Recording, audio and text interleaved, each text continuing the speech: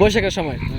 তো এই যে ধানগুলো গড়ে উঠবে কিছুদিন পর, এই ধানগুলো যখন গড়ে উঠবে তখন কিন্তু একটা উৎসব হয় জানেন, মানে ওই যে নতুন ধানের নতুন চালের একটা উৎসব বলে, এটার নাম জানেন?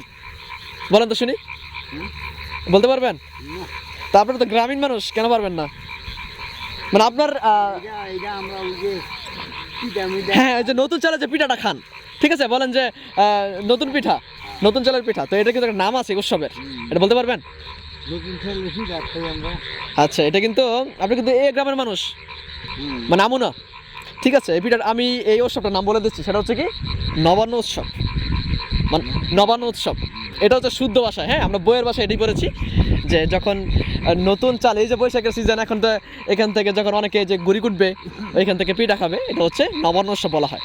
অনেকে আবার নতুন জামা কিনবে, কাপড় কিনবে, ঠিক আছে। তো কতক্ষণ সময় লাগতে পারে এই পুরোটুকু শেষ করতে? কি টার্গেট নিয়েছেন? আজকে শেষ, একাই কাটবেন নাকি? আচ্ছা ঠিক আছে, তো কাটালে ইনশাআল্লাহ, সমস্যা নাই।